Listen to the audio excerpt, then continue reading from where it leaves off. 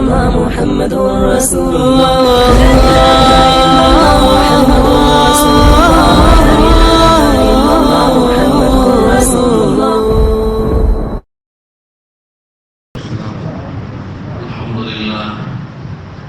الحمد لله رب العالمين والصلاة والسلام على رسوله سيدنا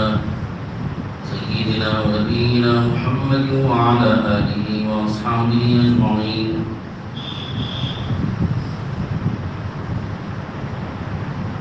أما بعد فأعوذ بالله من الشيطان الرجيم. بسم الله الرحمن الرحيم. لقد كان لكم في رسول الله أسوة حسنة. صدق الله مولانا العظيم. دوستو، بزرگوں، بھائیوں، قرآن پاک کی یہ چھوٹی سی آیت، اس میں اللہ تعالیٰ نے ہم لوگوں کو ایک عظیم پیغام دیا ہے. وہ یہ ہے کہ اللہ کے رسول صلی اللہ علیہ وسلم کی ذات میں تمہارے لیے بہترین نمونہ موجود ہے. لقد كان لكم في رسول الله أسوة حسنة. تحقیق کہ تمہارے لیے رسول اللہ صلی اللہ علیہ وسلم کی ذات میں بہترین نمونہ ہو. آیت اگرچہ بڑی مختصر ہے، لیکن اس میں جو پیغام دیا گیا ہے، جو بات کہی گئی ہے، وہ بہت وسیع مفہوم کو اپنے اندر لیے. آیت کا مطلب یہ ہوا کہ آپ اگر اپنی زندگی کے لیے اور آپ کی اپنی زندگی میں پیش آنے والے حالات کے لیے کوئی ایک راستہ اپنانا چاہتے ہیں، اور وہ راستہ اپنانے کے لیے کوئی ایک نمونہ چاہتے ہیں، کوئی سیمپل چاہتے ہیں، کوئی ایک آئیڈیل چاہتے ہیں، تو آپ کو حضور صلی اللہ علیہ وسلم کی ذات میں وہ ملے گا. یعنی انسان اپنی زندگی کا جو سا مرحلہ بھی اور زندگی کے جس شعبے اور جس حال سے بھی گزرتا ہے، اس حال کے بارے میں حضور صلی اللہ علیہ وسلم کی اگر سیرت میں اور آپ کی سمانت میں اور آپ کے حالات میں اگر اس کے سلسلے میں کوئی رہبری آپ ڈھونڈنا چاہیں تو رہبری ملے گی. میں آپ کے سامنے ہمارے ملک میں رہنے والے مسلمانوں کے جو حالات ہیں، ان حالات کے پیش نظر 4-5 احوال میں آپ کو بتاؤں گا.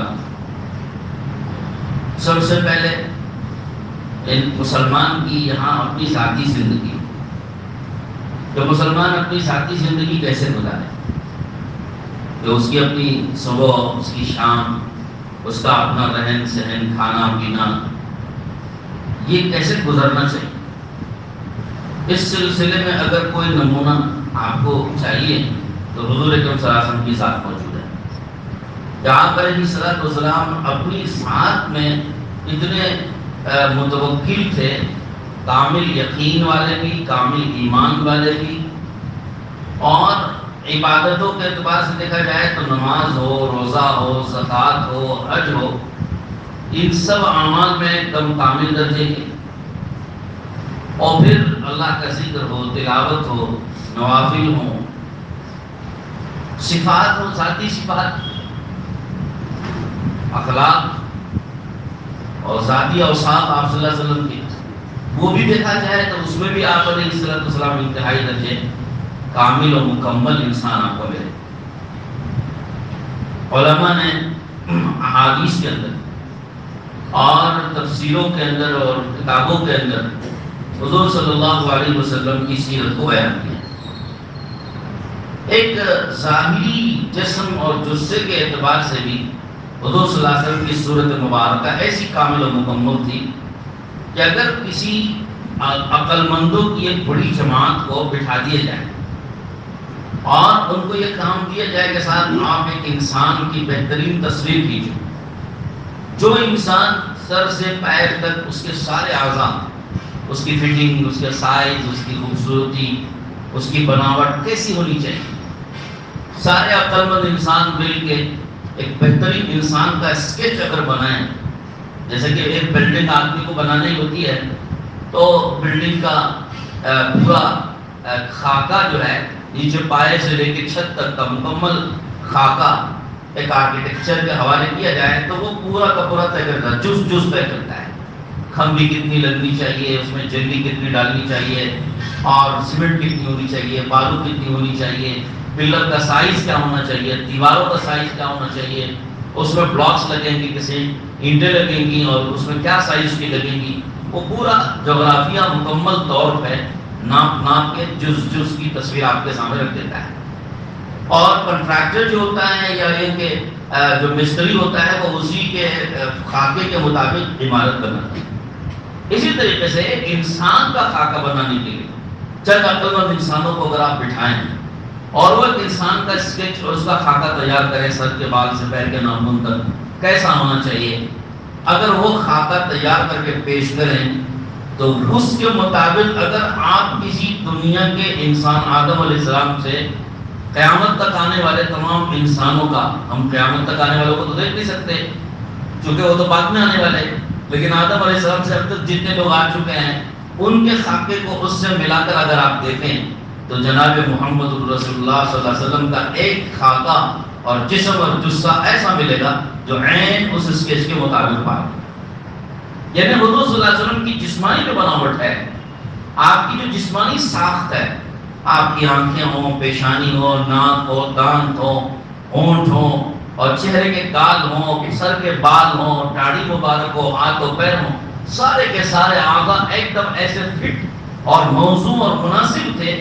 کہ کہیں پر کوئی بھی ظاہری عیب آپ بتا نہیں سکتے حضور صلی اللہ علیہ وسلم کے ساتھ۔ یہ جیسا کہ شاعر نے خود کہا کہ خلقت مبرأ من کل عیب کأنک قد خلقت کما تشاء، آپ تو ہر ظاہری عیب سے ایسا پاک پیدا ہوئے ہیں گویا کہ آپ خلقت کما تشاء، آپ جیسے چاہتے تھے اللہ نے ویسا بنا کے آپ کو پیدا کر دیا۔ یہ ایک شاعر نے خاکہ کھینچا حضور صلی اللہ علیہ وسلم کے۔ آپ دیکھو حدیثوں میں امام ترمذی رحمۃ اللہ علیہ ایک محدث ہیں اور انہوں نے شمائل ترمذی نام سے ایک کتاب لکھی ہے۔ شمائل کا مطلب حضور اکرم صلی اللہ علیہ وسلم کے جسم کا خاکہ، آپ کے بال ایسے تھے، آپ کی کھال ایسی تھی، آپ کا رنگ ایسا تھا، آپ کا روپ ایسا تھا، آپ کے جو ہے انگلیاں ایسی تھی، ہونٹ ایسے تھے، دانت ایسے تھے۔ دنیا کی کسی انسان کی ایسی تفصیلات آپ کو جسمانی اعتبار سے نہیں ملے گی جتنی کہ حضور صلی اللہ علیہ وسلم کی حدیث کی کتاب میں امام ترمذی رحمۃ اللہ علیہ نے جمع کر کے بتائی ہے، پوری کی پوری۔ آپ کی عادات کیسی تھی، آپ کیا کھاتے تھے، کب کھاتے تھے، کتنا کھاتے تھے، کب سوتے تھے، کتنا سوتے تھے، بال کب بناتے تھے، کنگھا کب کرتے تھے، تیل کب ڈالتے تھے، سرما کب لگاتے تھے، کیسے لگاتے تھے، کتنی بار لگاتے تھے، عطر کب استعمال کرتے تھے، کتنا استعمال کرتے تھے، کون سا استعمال کرتے تھے، کپڑا آپ کون سا پہنتے تھے، امامہ سر پہ کون سے رنگ کا ہوتا تھا، ٹوپی کیسی ہوتی تھی، کرتا پاجامہ، آپ کے شلوار کو آپ نے پہنی نہیں ہے، تہبند آپ نے پہنی ہے، وہ تہبند کیسی ہوتی تھی، وہ کون سے کپڑے کی ہوتی تھی، اور آپ کا قمیص کیسے ہوتا تھا، یہ ساری تفصیلات آپ کو کسی اور انسان کی نہیں ملے گی، حضور اکرم صلی اللہ تعالی علیہ وسلم کی ملے گی۔ شمائل ترمذی میں امام ترمذی نے اس کو جمع کیا۔ اس سے بڑھ کر اور کیا ثبوت چاہیے اس بات کا کہ اللہ نے ظاہری اعتبار سے کامل و مکمل انسان اللہ نے پیدا کیا، ہمارے حضور حضرت محمد صلی اللہ علیہ وسلم کو۔ اب جس انسان کو ظاہری اعتبار سے اتنا کامل و مکمل بنایا ہے وہ اللہ نے، اس کو باطنی اعتبار سے، اندرونی اعتبار سے، صفات اور خوبیوں کے اعتبار سے، روحانی اعتبار سے کتنا کامل و مکمل اللہ نے آپ کو بنایا ہوگا، اس کا کوئی اندازہ نہیں کر سکتا۔ دیکھیے میں عام طور پر عرض کرتا ہوں کہ اگر ہم حضور صلی اللہ علیہ وسلم جیسا ہونا چاہیں، ظاہری اعتبار سے بہت سی چیزیں ایسی ہیں ہم ویسا اپنے آپ کو بنا نہیں سکتے، کیونکہ وہ تو اللہ کے ہاتھ میں ہے۔ لیکن کچھ چیزوں میں ہم حضور صلی اللہ علیہ وسلم کی مشابہت اور حضور کا اتباع اور حضور کی عادات اور اطوار اپنا سکتے ہیں. جیسے لباس ہے، جو حضور کا لباس تھا وہ لباس ہم اپنا سکتے ہیں. اپنی صورت و شکل ہے، بال کیسے تھا اور کنگا کرنا، تیل ڈالنا، سرما لگانا، حضور صلی اللہ علیہ وسلم کا جس طرح تھا ویسے ہم اپنا سکتے ہیں. اور آپ علیہ السلام کے جو کھانے کا انداز تھا وہ انداز اختیار کر سکتے ہیں. آپ کے سونے کے سلسلے میں جو سنتیں تھی اور طریقے تھے وہ ہم اپنا سکتے ہیں. آپ کے چپل اور جوتا پہننے کے جو طریقے تھے وہ ہم اپنا سکتے ہیں. آپ کے بات چیت کا جو انداز اور چلنے پھرنے کا جو انداز تھا وہ ہم اپنا سکتے ہیں. تو جو چیز ہم حضور صلی اللہ علیہ وسلم کی اختیار کر سکتے ہیں، اپنا سکتے ہیں، اس کا اپنانا یہ ایمان کا تقاضا ہے اور ہمیں اپنانا چاہیے. اور اس کے لیے ہمیں معلوم کرنا پڑے گا، سیکھنا پڑے گا. کتابیں لیجیے، کتابوں میں پڑھیے. ہر چیز تو بیان اور تقریر میں نہیں آئے گی نا، کتابوں میں آئے گی. تو کتابیں سنیں، کتابیں پڑھیں، کتابوں میں تفصیل کے ساتھ آپ کو ملے گا. تو کتابوں سے تعلق پیدا کریں. حضور صلی اللہ علیہ وسلم کی سیرت کو اور آپ کے حالات کو پڑھ کر اس کے مطابق اپنے آپ کو چلانے کی. حضور صلی اللہ علیہ وسلم کے طریقے پر اور آپ کے طور پر اور آپ کے اطوار پر اپنے آپ کو ڈھالنے سے سب سے بڑا فائدہ یہ ہوگا کہ وہ سب سے زیادہ قیامت میں حضور کے قریب ہوگا. قیامت کے دن سب سے زیادہ حضور صلی اللہ علیہ وسلم کے قریب وہ شخص ہوگا اور سب سے زیادہ حضور کی شفاعت اس کو ملے گی. سب سے زیادہ حضور کی سفارش کا حقدار وہ بنے گا. اور حضور صلی اللہ علیہ وسلم کے دست اقدس سے، ہاتھ مبارک سے جام کوثر اس کو پلایا جائے گا. اور حضور اکرم صلی اللہ علیہ وسلم سفارش کر کے اس کو جنت میں لے جائیں گے، اس کے درجے بلند کرائیں گے اور حشر اس کا حضور کے ساتھ ہوگا وغیرہ وغیرہ. یہ سارے فوائد کوئی معمولی نہیں ہے. انسان کی تو ساری زندگی بن گئی اگر حضور کی ایک سفارش انسان کو مل گئی. قیامت میں اگر حضور کی سفارش سے محروم ہوا تو سمجھو کہ ساری وہ آخرت کی تمام ہی سعادتوں سے محروم ہو گیا. لیکن حضور کی نقالی میں، حضور کی اتباع میں اور حضور کے پیچھے چلنے میں، حضور جیسی صورت و شکل و شباہت اور لباس و پوشاک اور طریقے اختیار کرنے میں ہم کو یہ فوائد مل رہے ہیں تو قربان جائیں. ہم اپنی ساری چیزیں نثار کریں گے لیکن حضور صلی اللہ علیہ وسلم کی سفارش کی لمبی جان دے دیں گے. یہ طریقہ ہوتا ہے. بہرحال لقد کان لکم فی رسول اللہ اسوۃ حسنہ، اس آیت میں اللہ نے ہم کو یہی سمجھایا ہے کہ تم اللہ کے رسول صلی اللہ علیہ وسلم کی ساتھی زندگی کو دیکھو تو جو ان کی زندگی میں ملے گا وہ تمہاری زندگی کے لیے نمونہ ہے، وہ تمہاری زندگی کے لیے ایک آئیڈیل ہے، اور تمہاری زندگی کے لیے ایک سیمپل ہے. تم اپنی زندگی اگر اچھی سے اچھی بنانا چاہتے ہو تو وہ دیکھو حضور کی زندگی، آپ علیہ السلام کی زندگی سب سے اچھی ہے، اس کے مطابق اپنی بناؤ. ایک بات تو یہ ہو گئی. دوسری بات، ہماری اپنی معاشرت ہوتی ہے مسلمانوں کے ساتھ اور ہماری معاشرت اور ہمارا رہن سہن ہوتا ہے غیروں کے ساتھ اور ہمارا یہاں پر معاملات ہیں ہمارے حکومت والوں کے ساتھ. ان تینوں کے سلسلے میں مسلمانوں کے ساتھ ہمارا رہن سہن کیسا ہو، غیروں کے ساتھ کیسا ہو، حکومت والوں کے ساتھ ہمارا کیسا ہو، ان تینوں کے سلسلے میں بھی حضور کی زندگی میں ہم کو بہترین رہبری ملتی ہے. مثلا میں آپ کو بہت مختصر عرض کرتا ہوں، ورنہ تو یہ پوری سیرت بہت لمبی ہے. میں مختصر اور شارٹ میں چند باتیں. مسلمانوں کے ساتھ ہمارا رہن سہن کیسا ہو، اس بارے میں ایک صرف حدیث سناتا ہوں. سل من قطع واعف عمن ظلم واحسن الی من اساء الیک. آپ علیہ السلام نے فرمایا جو مسلمان تمہارے سے تعلقات توڑے تم ان سے تعلقات جوڑ لو، تم ان سے جڑ جاؤ، تم ان سے سلام کرو، تم ان سے ملو، ملاقات کرو. وہ چاہے نہ چاہے تم اپنا تعلق باقی رکھو. وہ تعلق اپنا توڑ لیتے ہیں، وہ جواب دے ہوں گے، مگر ہم تو اپنا تعلق باقی رکھتے ہیں. سلمن قطع، یہ اگرچہ کہ لفظ رشتے ناتوں کے متعلق آیا ہے، یعنی رشتہ داروں کے بارے میں آیا ہے، لیکن میں اس کو عام رشتوں کے متعلق عرض کرتا ہوں کہ رشتہ دار ہوں کہ غیر رشتہ دار ہوں، تمام مسلمانوں کے ساتھ ہمارا یہی سلوک اور یہی رویہ ہونا چاہیے جو اسلام نے ہمیں سکھایا ہے. کہ سلمن قطع، جو تم سے ٹوٹے اس سے جڑ جاؤ، جو تم سے کٹے تم اس سے جڑ جاؤ، جو تمہیں اپنے سے اپنا رشتہ اور ناتا توڑ لیتا ہے تم اس سے رشتہ ناتا جوڑو. واعف عمن ظلم، اس سے آگے بڑھ کر کوئی ظلم کرتا ہے، ایک ہے کہ کوئی بدسلوکی کرے، کوئی گالی دے، کوئی برا بھلا کہے، کوئی غیبت کرے، کوئی ہمارے ساتھ بد کلامی کرے اور کوئی بدتمیزی کرے، اس کو تو معاف کر ہی دینا ہے. لیکن اس سے بھی آگے بڑھ کر اگر کوئی ظلم پر اترا ہے، ہمارے اوپر اگر ظلم بھی کرے، فرمایا کہ ظلم کرنے والے کو بھی تم معاف کر دو. پیارے نبی صلی اللہ تعالیٰ علیہ وسلم کے واقعات میں اس کے کتنے واقعات ملتے ہیں جو آپ نے دشمنوں کو تک معاف کیا. میں ایک چھوٹا سا واقعہ آپ کو سناؤں. غزوہ حنین میں، حنین ایک غزوہ ہے، اس غزوے میں مال غنیمت بہت آتا ہے مسلمانوں کے، اور وہ مال تقسیم کیا حضور صلی اللہ علیہ وسلم نے. جب مال غنیمت تقسیم ہو رہا تھا، وہ زمانہ ایسا تھا کہ بہت سے لوگ اسلام میں داخل ہوئے تھے، بڑی تعداد میں لوگ مسلمان ہوئے اور اسلام کے دائرے میں آئے. اپنا وطن، اپنا ملک، اپنا خاندان، اپنا قبیلہ، اپنی جائیداد سب چھوڑ چھاڑ کے اسلام میں آ کر انہوں نے جگہ لی اور پناہ لی تھی. یہ موقع ایسا تھا کہ جو لوگ نئے نئے اسلام میں داخل ہوئے ہیں ان کی مالی مدد کرنے کا موقع تھا، ان کا مالی تعاون. آج بھی ہم دیکھتے ہیں جو لوگ اسلام میں داخل ہو رہے ہیں اور وہ اپنے خاندان سے اور اپنے کنبے سے سب جدا ہو کے آ رہے ہیں، اپنے ماں باپ کی میراث سے محروم ہو کے آ رہے ہیں، اور ان کی تمام خاندانی تعاون اور ان کی خاندانی مدد و نصرت سب سے وہ ہاتھ دھو کے اور سب سے محروم ہو کے اکیلے آ کے اسلام میں انہوں نے جگہ لی ہے. ایسے کتنے نو مسلم دنیا میں موجود ہیں، ہم ان کا کوئی تعاون نہیں کرتے ہیں، ہمارے یہاں کوئی نظام اس کا نہیں ہے، اور ہم کوئی اپنی لڑکی ان کو دینے کو تیار نہیں ہوتے ہیں، اور وہ اگر لڑکی آ جائے تو اپنا لڑکا ان کو دینے کو ہم تیار نہیں ہوتے ہیں. اس حد تک ہم اس بارے میں کمزور ہیں. حضور اکرم صلی اللہ علیہ وسلم کے زمانے میں غزوہ حنین میں جب یہ ہوا کہ بڑی کثرت سے لوگ اسلام میں آئے، ان کے تعاون کی ضرورت تھی.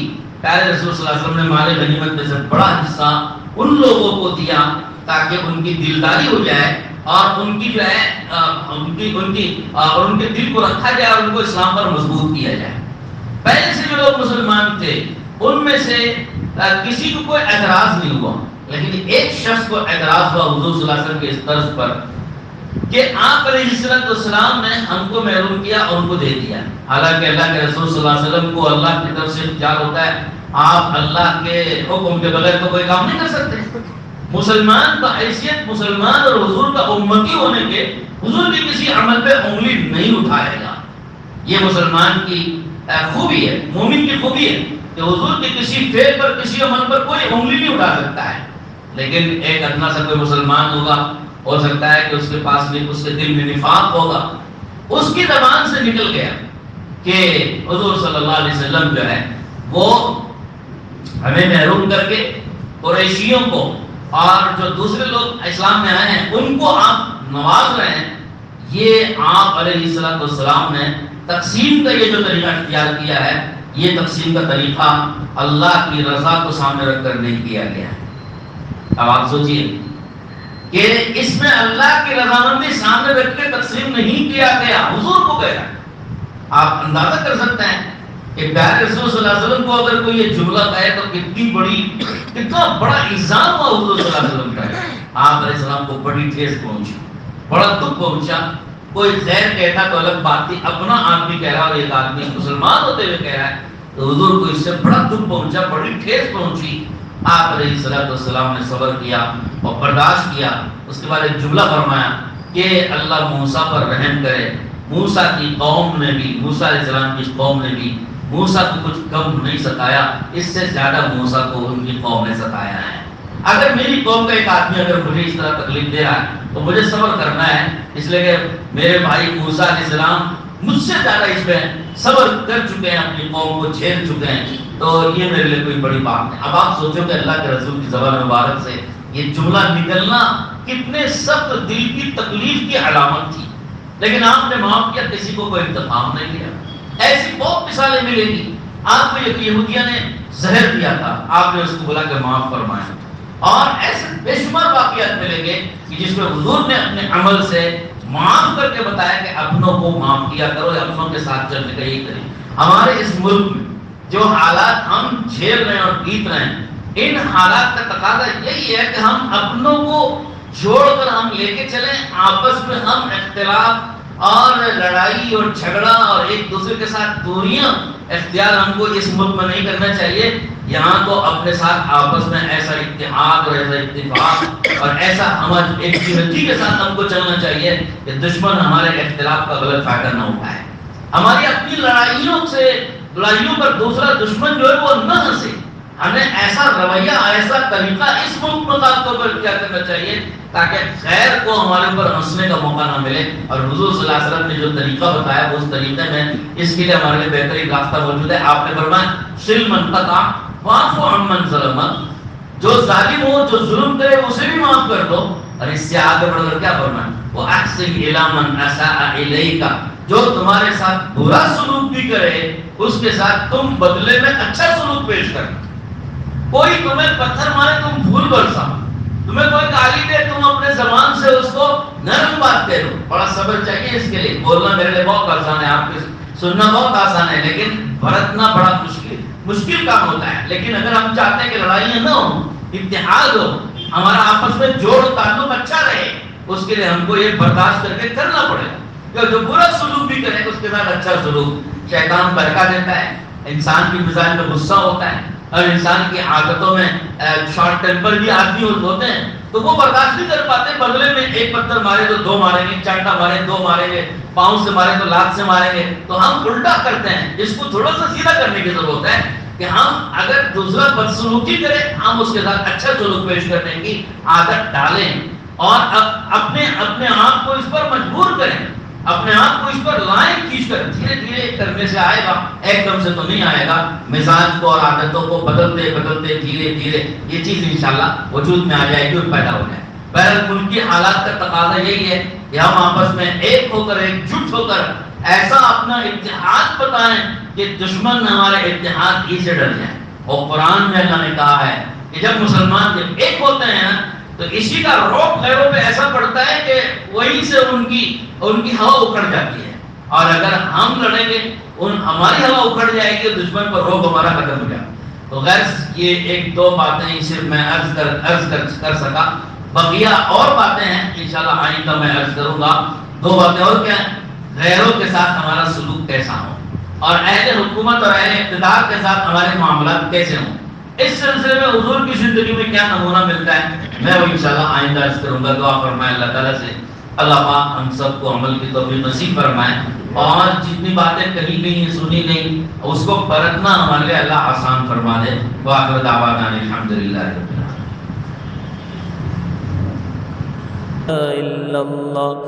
لا إله إلا الله لا إله إلا الله لا إله إلا